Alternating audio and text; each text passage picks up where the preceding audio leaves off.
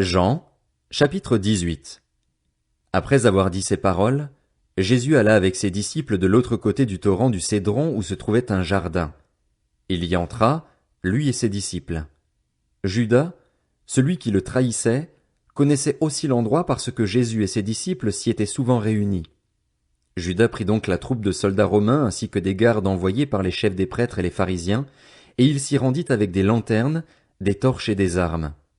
Jésus, qui savait tout ce qui devait lui arriver, s'avança alors et leur dit, « Qui cherchez-vous » Ils lui répondirent, « Jésus de Nazareth. » Jésus leur dit, « C'est moi. » Judas, celui qui le trahissait, était avec eux. Lorsque Jésus leur dit, « C'est moi », ils reculèrent et tombèrent par terre. Il leur demanda de nouveau, « Qui cherchez-vous » Ils dirent, « Jésus de Nazareth. » Jésus répondit, « Je vous ai dit que c'est moi. Si donc c'est moi que vous cherchez, laissez partir ceux-ci. » Il dit cela afin que s'accomplisse la parole qu'il avait prononcée, « Je n'ai perdu aucun de ceux que tu m'as donnés. » Alors Simon-Pierre, qui avait une épée, la tira, frappa le serviteur du grand prêtre et lui coupa l'oreille droite. Ce serviteur s'appelait Malchus. Jésus dit à Pierre, « Remets ton épée dans son fourreau. Ne boirai-je pas la coupe que le Père m'a donnée à boire ?» La troupe, le commandant et les gardes des Juifs s'emparèrent alors de Jésus et l'attachèrent. Ils l'emmenèrent d'abord chez Anne, car il était le beau-père de Caïphe qui était grand prêtre cette année-là.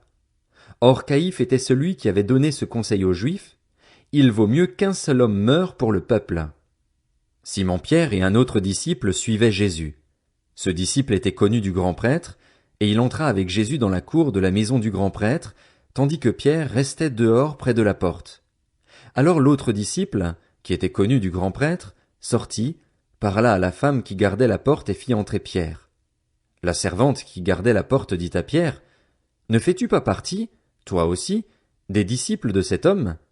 Il répliqua, « Je n'en fais pas partie. » Les serviteurs et les gardes qui étaient là avaient allumé un feu de braise pour se réchauffer, car il faisait froid. Pierre se tenait avec eux et se chauffait aussi. Le grand prêtre interrogea Jésus sur ses disciples et sur son enseignement. Jésus lui répondit, « J'ai parlé ouvertement à tout le monde. J'ai toujours enseigné dans les synagogues et dans le temple, où les Juifs se réunissent constamment, et je n'ai rien dit en secret. Pourquoi m'interroges-tu ?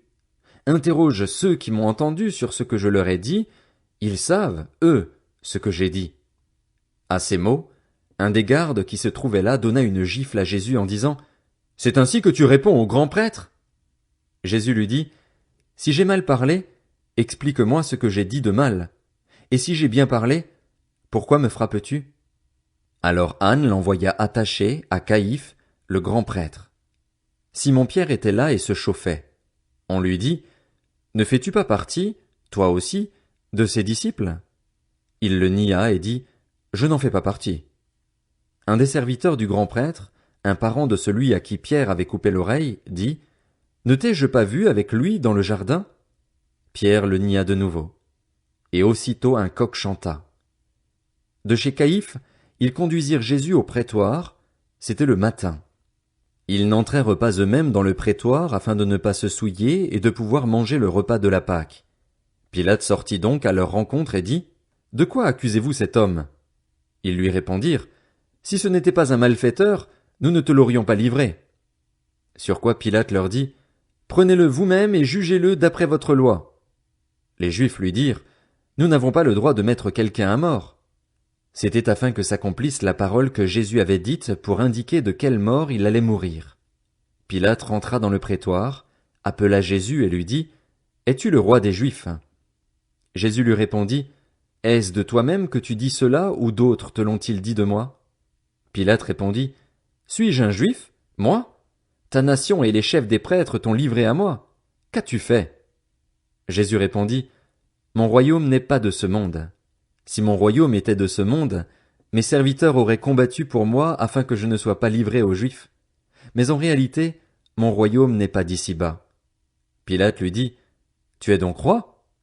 Jésus répondit, « Tu le dis, je suis roi. Si je suis né et si je suis venu dans le monde, c'est pour rendre témoignage à la vérité. Toute personne qui est de la vérité écoute ma voix. » Pilate lui répliqua, Qu'est-ce que la vérité? Sur ces mots, il sortit de nouveau à la rencontre des Juifs et leur dit, Pour ma part, je ne trouve en lui aucun motif de le condamner. Mais, comme c'est une coutume parmi vous que je vous relâche quelqu'un lors de la Pâque, voulez-vous que je vous relâche le roi des Juifs? Alors de nouveau ils crièrent tous, Non, pas lui, mais Barabbas. Or, Barabbas était un brigand.